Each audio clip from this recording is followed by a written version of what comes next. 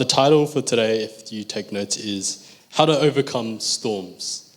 I came to this idea through, I usually do this whenever I have to talk about a message, whether it's for youth or young adults or whatever. I always pray and ask God, God, what do you want to talk to me about? And then usually, I'm not actually listening, and I just wait until the day before, and I open my Bible to a random page, and I'm like, that's a nice topic, and write something like that. But this time when I ask God, instead of looking through my old notes or trying to see aspects, something that I thought might be good to preach, God showed me storms. God showed me storms in my own life and storms that are going around in the world right now. And I thought it was just appropriate to talk about this because I feel like for me and maybe a lot of you as well, there's some storms that are brewing, and it's really hard to tell others about it or share about it, or even just be open about these storms. And so you kind of feel like you're battling them by yourself. It's important to overcome them, and I just want to talk about how to overcome these storms. So first of all, I want to talk about the core reasons as why, as Christians, we would experience storms. Because as a Christian, there's this idea that once you turn your life to God, everything's going to be better. Life should be easier. You can just give everything to God. If you've got a problem in your life, just pray. If you're struggling through something, you just pray. That's kind of the worldly view, I guess, of Christianity, where life just gets easier after you accept Christ. But I've said it before, one of my first talks is Jesus isn't a genie. God isn't a genie. He's not someone that you just say, hey, God, I'm struggling with this. I need this. Can you give this to me? God is not some being that gives you every wish that you ask for. God is your friend. God is a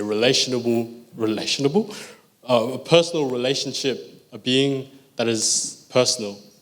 And so instead of just being this genie, someone that just grants you every wish, he's someone that you build a relationship. It's a friendship. So what does the Bible say about following Jesus? I will go to our first Bible verse in Matthew chapter 8, verse 18 to 22. I've got it in the ESV version, but we can read it off there as well. So it says, now when Jesus saw a crowd around him, he gave orders to go over to the other side. And a scribe came up and said to him, Teacher, I will follow you wherever you go. And Jesus said to him, Foxes have holes and birds of the air have nests, but the Son of Man has nowhere to lay his head. Another of the disciples said to him, Lord, let me first go and bury my father. And Jesus said to him, Follow me and leave the dead to bury their own dead. In this passage, what stands out to me is this idea that, Jesus talks about foxes, birds, every creature, everyone has this place to rest, has a place to be comfortable. But when he says, the Son of Man has nowhere to lay his head. That really stood out to me, this idea of comfort, because I struggled with this a lot. I think a lot of us might struggle with this idea of being comfortable, yeah? It's good to be comfortable. It's when you have someone that you can go to, or a place you can go to, or music that you can just listen to, just be in your own zone and be comfortable. It's a good thing. Why would God not want this for us? But sometimes we bring comfort into our Christian lives, and I think that's a killer.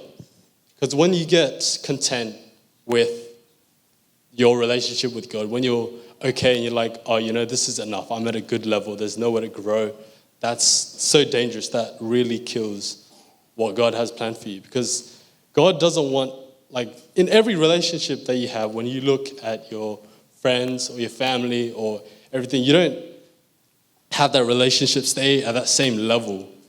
Over years in marriage, I don't know it yet, but I'm sure those of you that have experienced marriage, as you go through life, you're constantly building this relationship.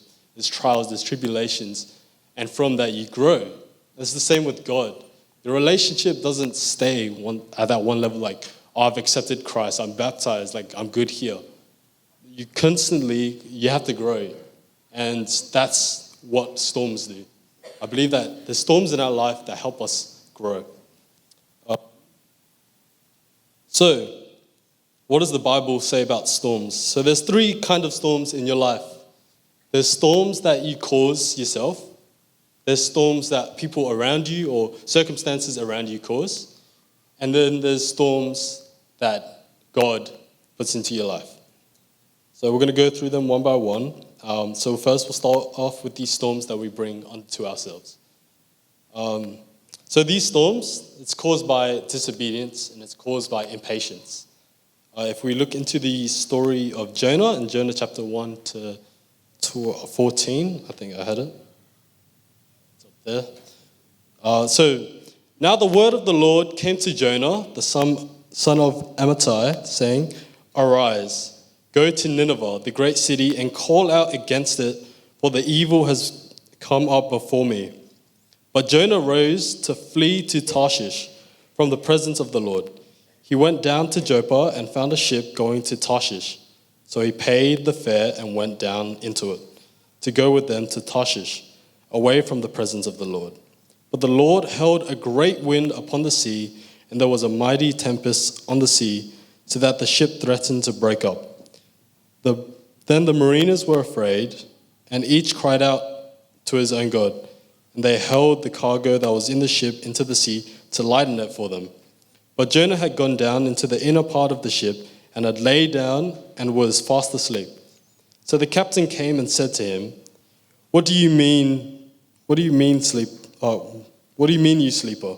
Arise, call out to your God. Perhaps the God will give a thought to us, that we may not perish." And they said to one another, "Come, let us cast lots, that we may know on whose account this evil has come upon us." So they cast lots, and the lot fell on Jonah, and they said to him, "Tell us on whose account this evil has come upon us. What is your occupation, and where do you come from? What is your country, and what of the people are you?" And he said to them, "I am a Hebrew, and I fear the Lord, the God of heaven, who had made the sea and the dry land." Then the men were exceedingly afraid and said to him, "What is that you have done?" For the men knew that he was fleeing from the presence of the Lord, because he had told them. Then they said to him, "What shall we do to you that the sea may quiet down for us?" For the sea grew more and more tempestuous. He said to them, "Pick me up, hurl me into the sea, then the sea will quiet down for you. For I know it is because of me that this great tempest has come upon you." So, I'm going to break it down. It's a long passage, but we'll go through the main points. So, God tells Jonah, "Go to Nineveh. This wicked city is come up against me. Jonah, I want you to go there to preach." But what does Jonah do? He runs away in the opposite direction. He goes to Tarshish.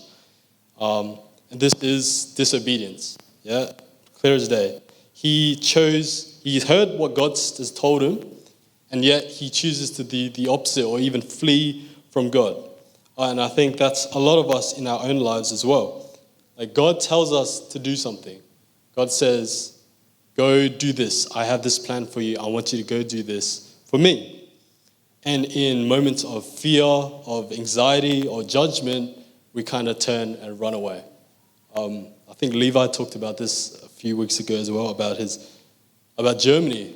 Like he didn't really want to come to Germany in the first place when we had this mission trip. But he felt as though he was being Jonah in that moment, where he felt like he was fleeing out of fear. This is something that may cause a storm in our own lives. That we run away from what God's telling us to do because we fear what others might think of us, or fear the uncertainty or the uncomfortableness that comes with following God's word. Another story to look at is Samson in Judges chapter 16, verse 1 to 21. Quickly go through this as well. So Samson went to Gaza, and there he saw a prostitute, and he went to her. The Gazites were told, "Samson has come here." And they surrounded the place and set an ambush for him all night at the gate of the city. They kept quiet all night, saying, "Let us wait until the light of the morning, then we will kill him." But Samson lay till midnight, and at midnight he arose, took hold of the doors of the gate of the city and the two posts, and pulled them up, bar and all. And he put them on his shoulders, carried them to the top of the hill that is in front of Hebron. After this, he loved a woman in the valley of Sorek, whose name was Delilah.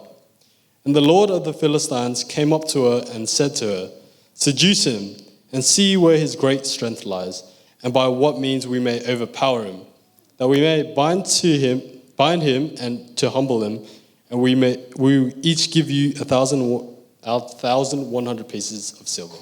So Delilah said to Samson, "Please tell me where your great strength lies, and how you may be bound, that one could subdue you."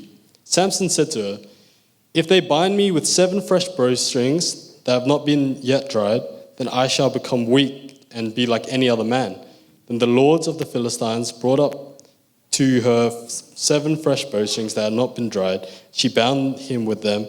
Now she had men lying in an ambush in an inner chamber, and she said to him, "The Philistines are upon you, Samson." But he snapped the bowstrings as a thread of flax snaps when it touches the fire.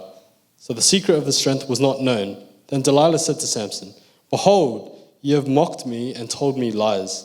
Please tell me how you might be bound." And he said to her, "If they bind me with new ropes that have not been used, then I shall become weak and like any other man." So Delilah took new ropes and bound him with them, and then said to him, "The Philistines are upon you, Samson." And the men lying in ambush were all in the inner chamber, but he snapped the ropes off the arms like a thread. Then Delilah said to Samson, "Until you have mocked me and told me lies, tell me how you might be let bound." And he said to her, "If you weave the 7 locks of my head with the web and fasten it tight with the pin, then I shall become weak and like any other man." So while he slept, Delilah took the 7 locks of his head, wove them into a web. She made them tight with a pin and said to him, "The Philistines are upon you, Samson." But he awoke from his sleep, pulled away the pin, the loom, and the web, and he said to him, "How can you say, 'I love you,' when your heart is not with me? You have mocked me these 3 times, and you have not told me where your great strength lies." And when she pressed him harder with her words day after day and urged him, his soul was vexed to death, and he told her with all his heart and said to her, "A razor has never come upon my head, for I have been a Nazarite to God from my mother's womb. If my head is shaved, then my strength will leave me, and I shall become weak like any other man." When Delilah saw that he had told her all his heart, she sent and called the lords of the Philistines, saying, "Come up again, he has told me all his heart." Then the lord of the Philistines came up to her and brought the money in their hands. She made him sleep on her knees. Then she called a man and had him shave off the 7 locks of his head. Then she began to torment him, and his strength left him. And she said, "The Philistines are upon you, Samson." And he awoke from his sleep and said, "I will go out as at other times and shake myself free." But he did not know that the Lord had left him. And the Philistines seized him and gouged out his eyes, brought him down to Gaza, bound him with bronze and shackles, and he ground at the mill in the prison. Okay. Another long Bible verse. Let's break it down. So, what do we see in this? Samson, he falls in love with this girl. Yeah, some of us can relate, or falls in love with a boy. And this Delilah keeps asking Samson, "How can I take away your strength? How can I bind you down? How can I stop you? How can I take away your strength?" And Samson, multiple times, 3 times in fact, he deceives Delilah, says, "Oh, if you tie up my hair, or if you tie me with, bowstrings or new rope, then you can take away my strength." And none of those times it worked. But then after pestering and after Delilah kept asking, Samson finally gave in and said, "If you cut my hair, I'll lose my strength." And she did exactly that. And what happened? Samson lost his strength and he was seized. So some of us are like Samson in that respect, yeah? We disobey God out of idolizing something or someone else, and we're blind to what God has done for us. For us, it might actually be someone that we idolize more than God, or it might be something like video games or sports or just anything in your life, when you idolize that thing more than God, you become blind to what God has done for you. And in those respects, you start to give up yourself. So, if you read the story, Delilah asked the same thing to Samson 4 times in a row, and yet he never learned. Delilah said, "How can I take away your strength?" And Samson told her, and she did it the first time. It failed, and she attacked Samson, saying, "Why would you lie to me?" She asked the same thing again. Samson, what does he do? He does the same thing again. He tells her again, if you bind me with rope, that'll take away my strength. Deceives her again. They go around and around in circles, and this is like us, We approach the same circumstance, and we do the same thing over and over again when we know it doesn't work. We expect that a better outcome is going to come.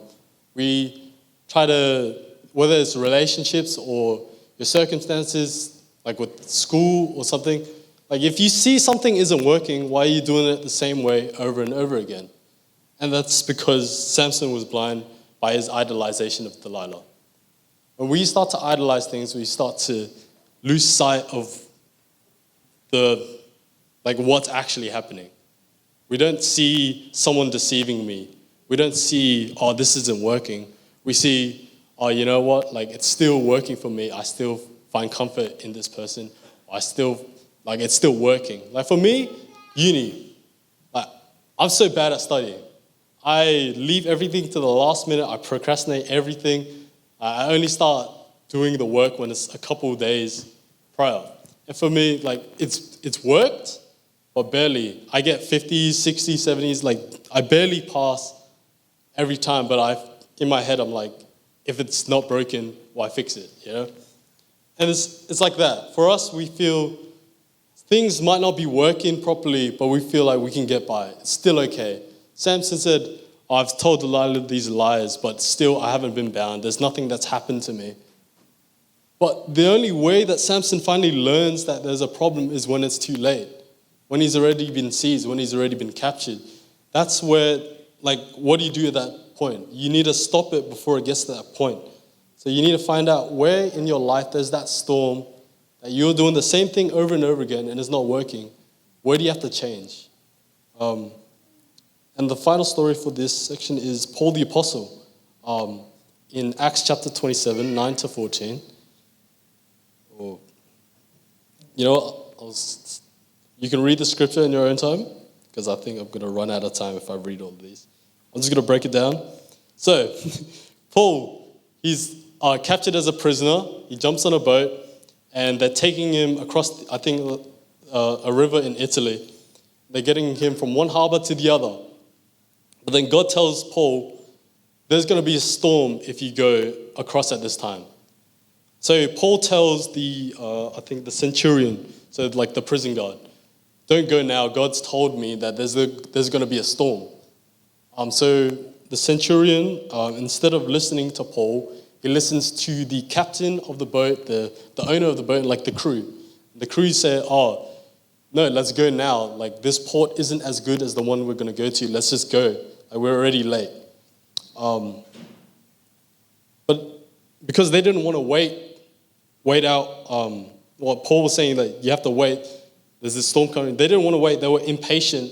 They wanted to go straight away. They just want to go rushing into the sea, because it wasn't you can see the storm. Yeah, the sea was calm. There was nothing that indicated a storm. There was actually, if you read further, it talks about how the weather was actually favorable for them. They saw it as an opportunity to take.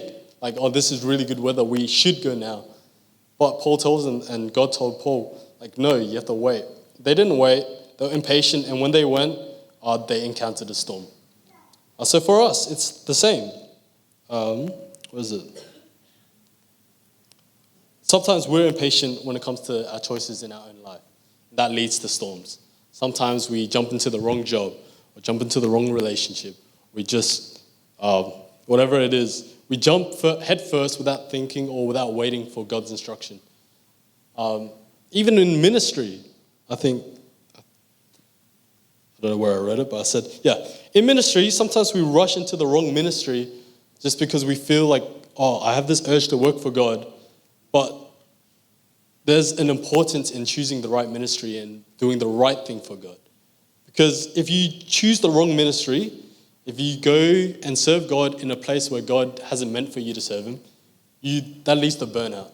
That leads to you feeling drained, feeling like, why is me serving God draining me? Why is it making me feel like a chore? Because doing the right ministry for God won't feel like a chore. You'll do it with your whole heart. You'll do it out of happiness and joy. So yeah, in ministry, if you rush impatiently into the wrong ministry, that leads you to burnout. And yeah, like I said before, sometimes circumstances, like in that story, Paul, the crew of the boat, they saw the winds, they saw the weather was favorable for them. They said, this is a good time to go, let's go. And still they encountered the storm. Sometimes it's like that for us. Our circumstance, it looks good to do this now. Sometimes God has told us, oh no, wait, but in our, whatever we've gone through, it's like, no, this is a good time to go. What's an example of this?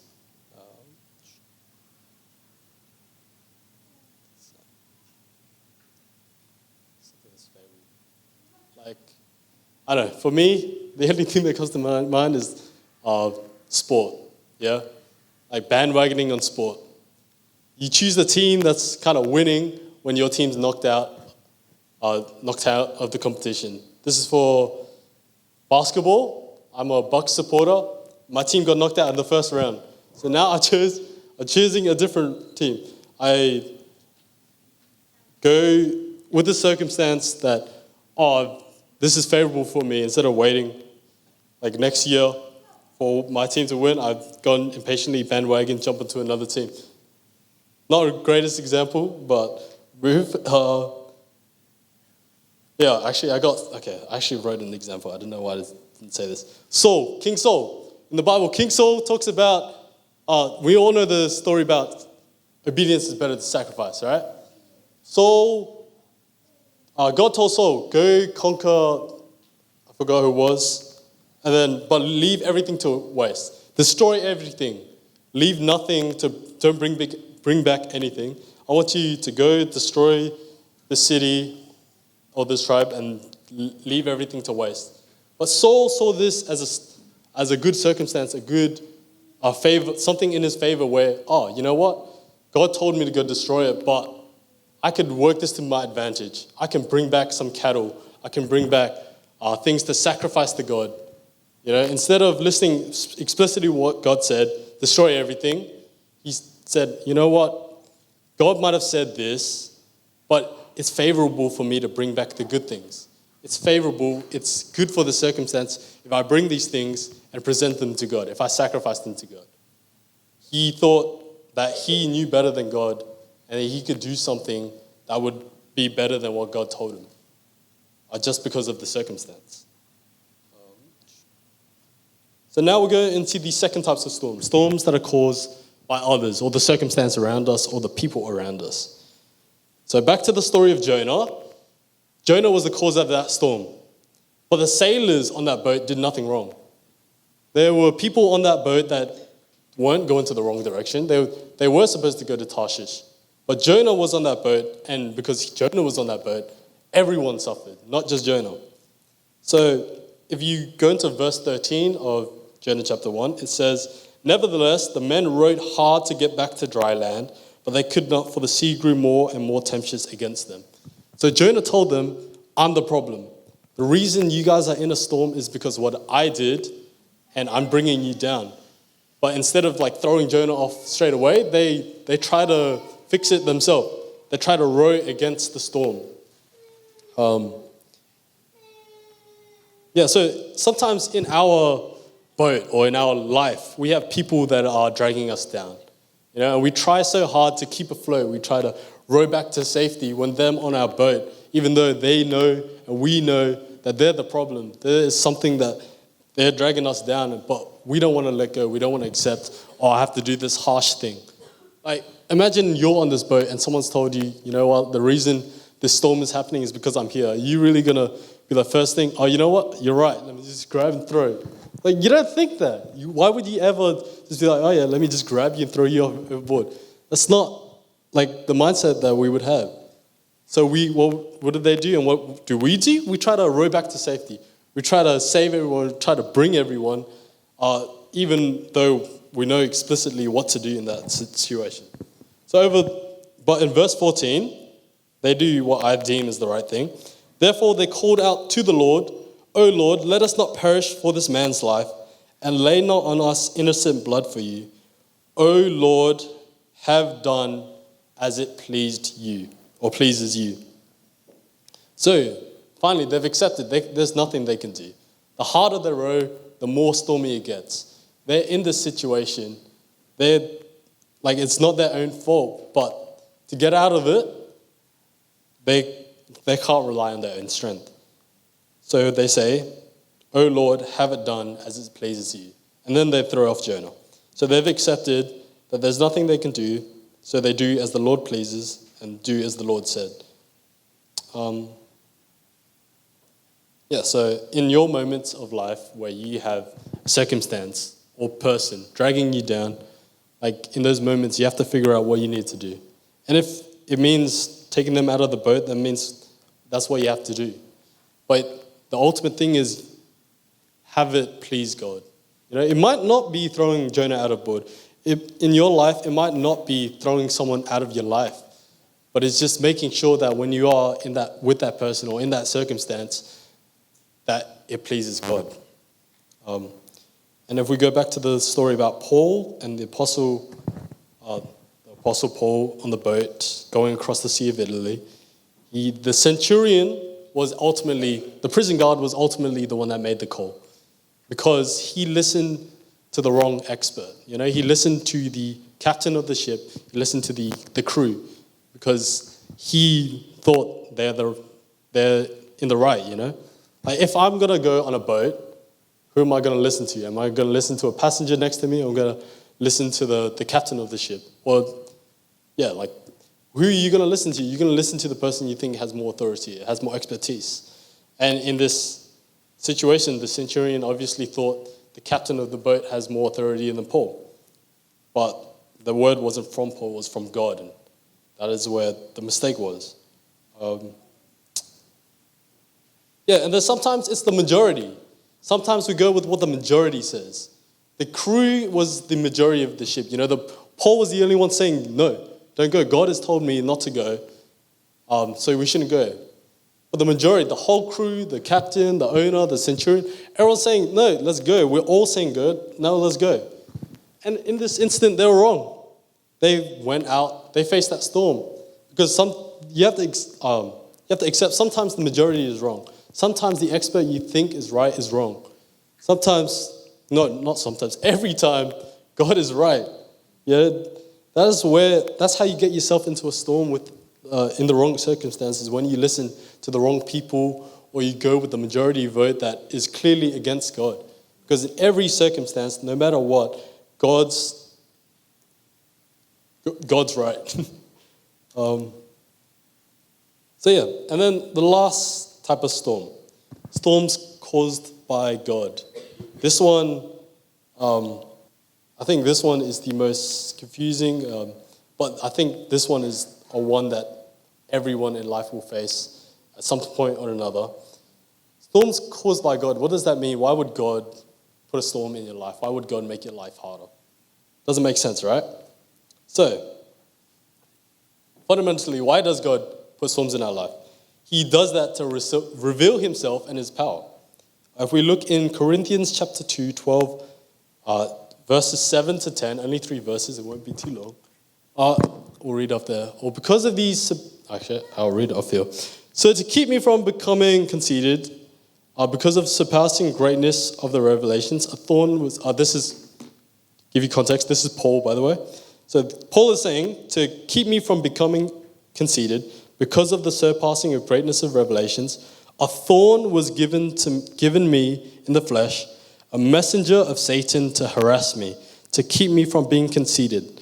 3 times I pleaded with the Lord about this, that it should leave me. But he said, my grace is sufficient for you, for my power is made perfect in weakness. Therefore I will boast all the more gladly of my weaknesses, so that the power of Christ may rest upon me.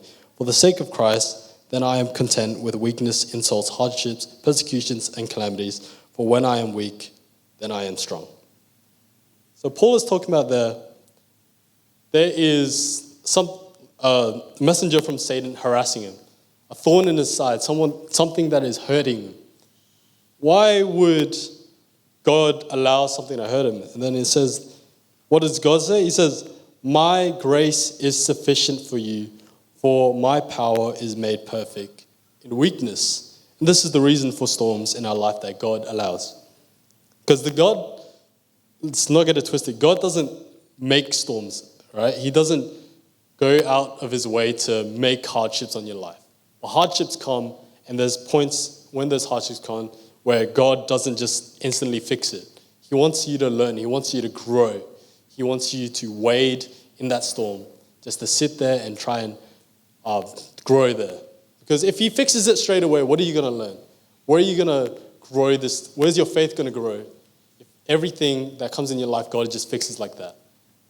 So this is the idea where in your weakness, that's where God's strength can be shown. That's where your faith can grow. Another story is the story of Job. We know the story of Job, and if you don't, I'm just going to break it down again. Job, wealthy man, he had everything. He was blessed beyond blessed. You know, he had so much cattle, so much land, family. He had everything. And Satan challenged God. He said, the only reason Job worships you is because of how blessed you made him, how good his life is. That's the only reason. So God allows Satan to torment Job. Job ends up losing his family. He loses his land. He loses everything. At one point, he's just there. I think it's 7 days. He just sat naked having a conversation with his 3 friends. He is in the worst state of his life. It's out of nowhere. And sometimes for us, it's like that. These storms just come out of nowhere. Life goes good. Life is great. We feel like we're on top of the mountain. And then all of a sudden, it just gets stripped away. Why? The reason that, Job lost everything is because God wanted to reveal himself. God wanted to show that there is power in God. That Job went through those 7 days. He waded through that storm. He stood there, and not for a second, he didn't say, I don't believe in God anymore. There is no God. He went through those 7 days of torment, and at the end, he still stood by God. And at the end, God gave him back everything twice as much. And then if we go to Genesis chapter 50, verse 15 to 20, this is the story of the ending of the story of Joseph. So when Joseph's brothers saw that their father was dead, they said, it may be that Joseph will hate us and pay us back for all the evil that we did to him. So that they sent a message to Joseph saying, your father gave this command before he died. Say to Joseph, but please forgive the transgression of your brothers and their sin because they did evil to you. And now please forgive the transgression of the servants of the God of your father. Joseph wept when they spoke to him. His brothers also came and fell down before him and said, behold, we are your servants. But Joseph said to them, do not fear, for I am in the place of God. Do not fear, for am I in the place of God? As for you, you meant evil against me, but God meant it for good, to bring it about that many people should be kept alive as they are today. It's not up there. But don't know what verse it is, but it says, do not fear, for am I in the place of God? As for you, you meant it for evil against me, but God meant it for good. Or the enemy meant it for evil, but God meant it for good. Because God is ultimately in control. And everything that we go through, the hardships, the storms, everything that goes wrong in our life, there is still God at the end of that. There is still God in it. Because you're not in that storm alone. You're never in that storm alone. The storms that you cause yourself, the storms that others cause around you, the storms that God allows in your life, you don't go through those storms alone. At every moment, God is there. And you can see this in Matthew 8. This is actually the verse that kind of got this whole thing started. I remember at Hillsong, we learned about the Matthew 8 storm. So it's talking about when I think the disciples and Jesus were on a boat in the Sea of Galilee. I don't remember. Let's just read it. And he got into the boat, his disciples followed him, and behold, there was a great storm that arose to the sea, so that the boat was being swamped by the waves, but he was asleep.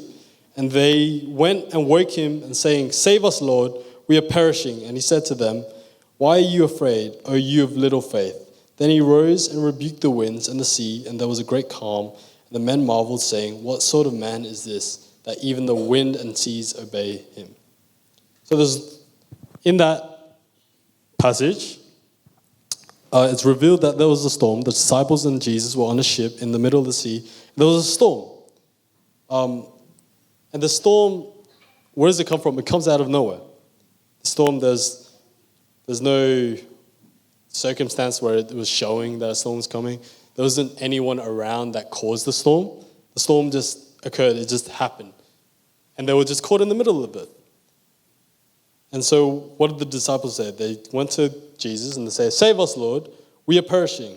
And he said to them, Why are you afraid, O you of little faith? Then he rose and rebuked the winds. So that's like us. We go through storms as well. These storms sometimes come out of nowhere. For me, like I've gone through some storms recently as well where they've come out of nowhere. I didn't expect these things to come from where they did, or these storms to arise from where they did. But they did. They just came out of nowhere. And what can I do in those circumstances? I asked God to save me. But like the disciples did here, they said, Lord, save us, we're perishing. But Jesus then goes up and says, Are you of little faith? Because the disciples really felt like there was no escape in that. They thought, this is it. I'm in this storm. No, how are we going to be saved? Like, I'm sure they went to Jesus with an idea that he could save them, but ultimately in their head, they're fully freaked out. They're not thinking about, how can God save us? Or if we just go, Jesus is going to save us. In that moment, they're freaking out. Like, if you're in a life or death scenario, are you really going to be thinking, like, if you really think about it, you're not thinking about how to fix it. You're thinking about what's going to happen after you die. You've kind of accepted it that, this is it. Once you get into the scenario of it's done, you've just accepted the storm. And I think that's where the disciples are. They've accepted, what are we going to do? What can we do? They're fully freaking out. And so they go to Jesus as a last resort and say, save us. And for us, we do that too. We freak out. In our storms, we freak out. We go to every possible solution. We just try everything ourselves, and we feel like, there's no hope. There's nothing left. And then ultimately, at the very end, sometimes as Christians, we go to God. After we've used everything else, when we've talked to family or tried everything our own way, and we feel completely lost of hope, that's when we go to God. There's this guy, this is a really random story, but this 70-year-old customer I have at Superdry where I work, me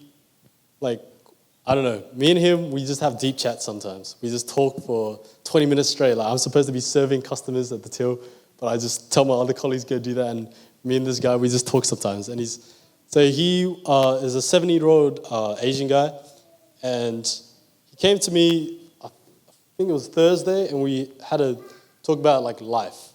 It's deep and it's kind of random that I'm talking to one of my customers about life. But it came up. He talked to me about how he's been here since he was 30. He's been here 50 years. He's worked his whole time. He's got 4 kids and grandchildren, and all of his kids are doctors. And like, but then he was telling me, what do I do now? You know, like, craziest thing he said was, like, all my kids are doctors, but none of them can save me. Like, that really hit me. I was like, yeah, he's right. Like, you grew up your whole life wanting to achieve these goals of success, to live a happy life, a healthy life, a wealthy life. Like, we want all these things in our life that make us feel good or make us happy. But in the end, when you get to the end of your life, or because that's inevitably going to come for all of us, we reach the end, what are we going to say then? What are we going to do then? Are we going to be, are we just going to look back and be, everything was meaningless? All these successes in life, like, now that I'm at this point, it's all thrown away. That's where you can't avoid that storm, right? There's that storm you can't avoid. So what do you do to overcome that storm? You have to change your perspective. You have to understand that that in that storm, you can't avoid it. You can't do anything. You have to change your perspective. You have to understand that it's God. That no matter what successes you have in life, whatever you've achieved in life, in the end it means nothing, but there's one thing that means everything, and his name is Jesus. So I'm just going to go with, these are the last 3 points. Thank you for listening. So just the takeaway points. So first up, a storm. How do you overcome the storms that you cause yourself? Obedience and patience. Yeah, as God knows what is best for us, regardless of how we feel in these circumstances that we find ourselves in. Secondly, how do we overcome storms that are caused by the circumstances around us or the people around us? You offer up those storms to God. You understand that some things are out of your control. They're out of your strength. There's nothing you can do in those circumstances. You have to listen to God and do as God pleases. And finally, what do you do in the storms that God allows into your life? Understand that just because your life and your faith gets stronger, it doesn't mean that the storms are going to go away. Actually, I feel the stronger your faith is, the closer you get to God, the harder Satan will come to attack your life. The more storms, or the harder the storm is going to hit. So in those moments, remember that God is at the center of it all. Can I get the worship team up as we conclude?